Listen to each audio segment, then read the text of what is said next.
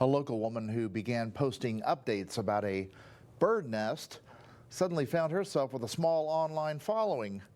Jenny Berg of Bend was planning a vacation in her RV when she found a bird's nest in her trailer hitch. They were newborn European sparrows. After receiving advice on social media, Berg decided not to disturb the birds and delay her vacation. In the meantime, she continued to post updates.